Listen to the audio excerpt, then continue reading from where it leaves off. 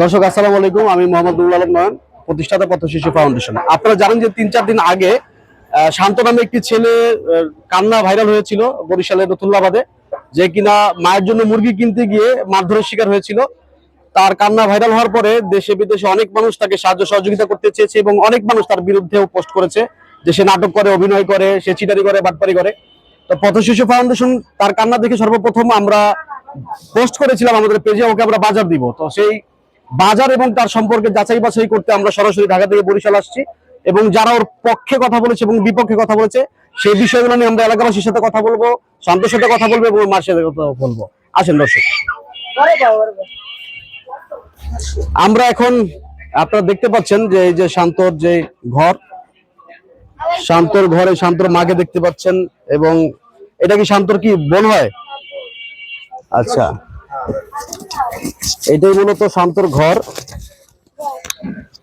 এটা তো নিজে না, ভাড়া ভাড়া, এটা ভাড়া বুঝছেন। শান্ত কেমন আছো? ভালো আছি। ভালো আছো? আচ্ছা, আমরা আসছি ঢাকা থেকে পথ শিশু ফাউন্ডেশন।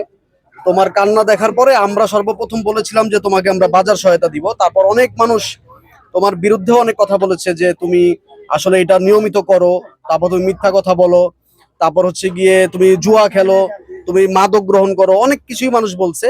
তো আমরা মূলত ঢাকা থেকে আসছি যাচাই বাছাই করতে, সবার সাথে কথাবার্তা বলতে। তুমি বলো তো দিনকে কি ঘটনা ঘটছিল? আঙ্কেল, প্রথম দিনকে আমার এই ছোট বোনটা তো মুরগি খাইতে চাইছিল।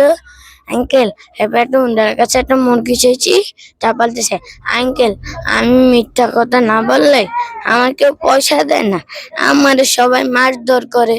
হেয়ার বল মায়ের বোনের হাতিলা খামড়ায়। হেয়ার বল এরপর এই কারণে আমি মিথ্যায় আশ্রয় নিছি। আঙ্কেল, আমার বাবাটা কাঁচা মদ খায়া এদিক ওদিক মাতালে নান পয়রা থাই, আমাকে খোঁজ খবর এরম নাই বলতে বাবা নাই বলতেই চলে। আঙ্কেল, আমার কাঁধে এই সংসারটা, আমি সব সংসারটা চালাই। আচ্ছা দর্শক, ওর মুখে যেটা শুনলেন সেটা হচ্ছে আমরা সবাই ভিডিওতে যা দেখেছি সেটা হচ্ছে ও কান্না করছিল মুরগির জন্য। মূলত ও কিন্তু চুরি করে নাই, ডাকাতি করে নাই, ছিনতাই করে নাই যে সে ধরা খাইছে একটা পাপ করতে গিয়ে। ও মিথ্যা কথা বলে, আমরা যেটা শুনেছি। ও অভিনয় করে, যেটা আমরা দেখেছি। কিসের জন্য?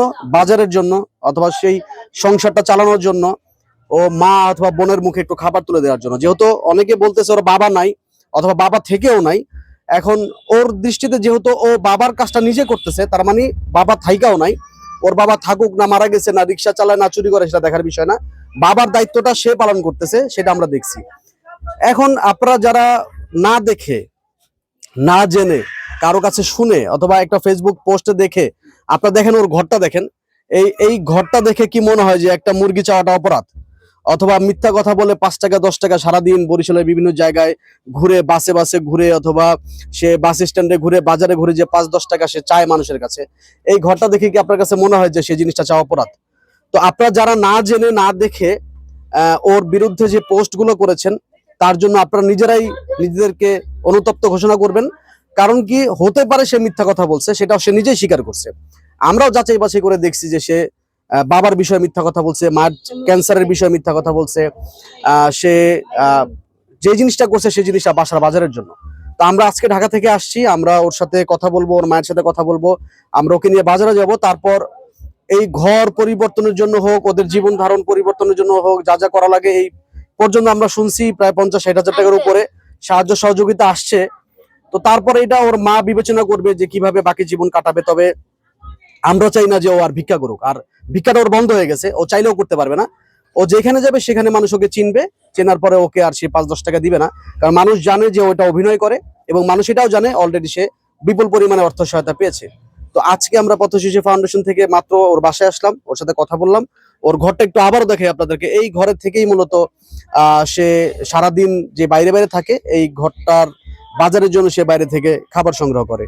তো আমরা এখন ওকে নিয়ে বাজারে যাব। বাজারে গিয়ে আমরা যে প্রথম কথা দিয়েছিলাম, আমাদেরকে অনেক মানুষ বলেছিল যে আপনারা যাবেন না, ওরা এই কাজ করে, ওর পরিবার এই কাজ করে। আমাদের কথা ছিল সে যে কাজই করুক, বাজারটা আসলে ও বাজার চেয়েছে, আমরা বাজারই দিচ্ছি। এইখানে সে কোটি টাকার মালিক হয়ে যাচ্ছে না, তার জীবন ওই যে 1 মাসের বাজার 1 দিনের বাজারে পরিবর্তন হবে না।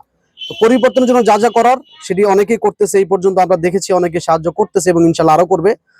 সমাজসেবা অফিস থেকেও লোক আসছে, সাংবাদিকরা আসছে, বিভিন্ন সংগঠন ব্যক্তিকে সাহায্য করতেছে। তো যাদের সাহায্য করার মন মানসিকতা আছে তারা করবেই, আর যারা সাহায্য করবে না, বদনাম করার, তারা বদনাম করবেই।